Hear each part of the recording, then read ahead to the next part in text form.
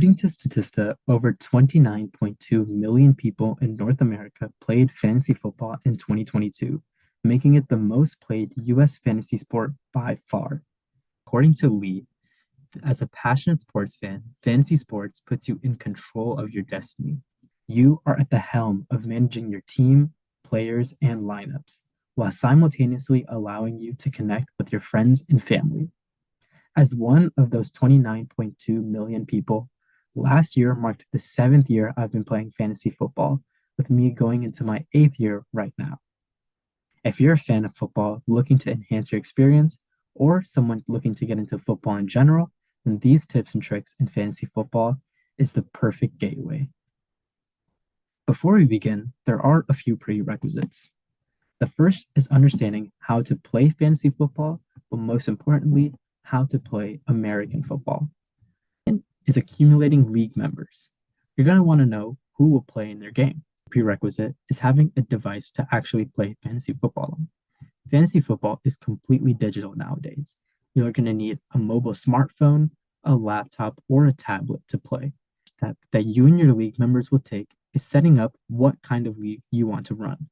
As you can see, there are a multitude of leagues that you can run, with the most popular being the standard scoring leagues and the PPR leagues. Use a PPR league, and I'll be showing these examples all throughout. How scoring works in a fantasy football league is very simple.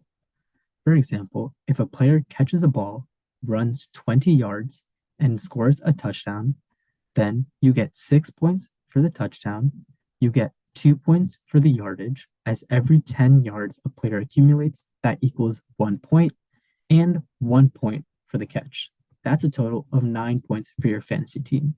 Your goal is to accumulate the best players in the league that you think will score the most amount of points on any given Sunday. A completed draft board from my league looks like. This might seem daunting at first, but it's actually really simple. First round, the very first league member will select their very first player. Then the second member does so, and so on and so forth until the end of the round. In this particular draft example, it's a snake draft, where the last player in the first round selects first in the second round, and then the draft order reverses until we get back to the first person from the first round. Then it moves in the first order, and so on and so forth, kind of moving like a snake. However, drafts can be standard, as it go 1 through 10, 1 through 10, 1 through 10, and so on and so forth. After you've drafted who your starting lineup is and who your bench players will be, it's time to set up your lineup. Every week is to set up the best possible lineup for who you think will score the most amount of points. You're supposed to consider who your players are going against, how well that team performs, and if you think your player will perform well against their opposing team. Now, not only is the goal of the game to set up the best possible lineup, but like in real football, you're going head to head with other league members. This is what my head to head looked like in week 1.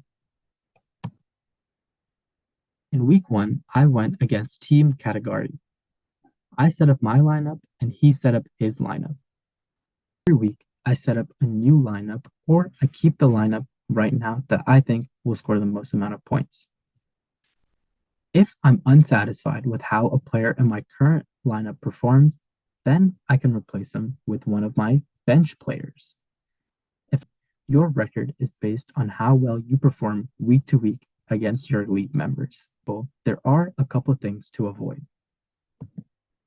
The first is make sure you're always rotating your players. Football is a very physical sport, and unfortunately, players can get injured.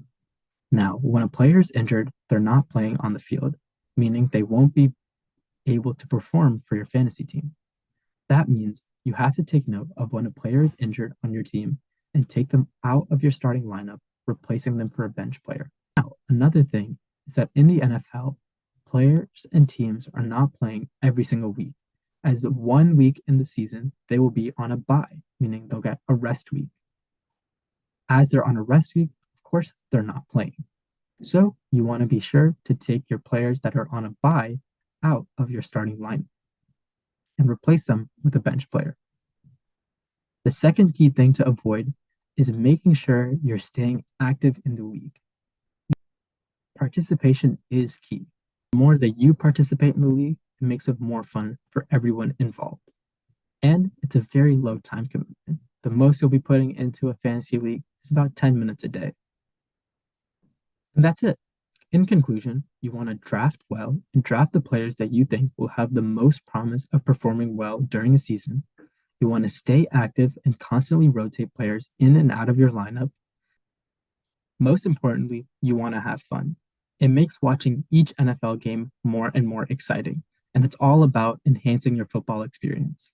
It's about the camaraderie with your friends and family and the thrill of strategizing your way to victory. As embrace the journey, enjoy the season, and hey, maybe you'll win it all and win a few bucks off your friends. Thank you.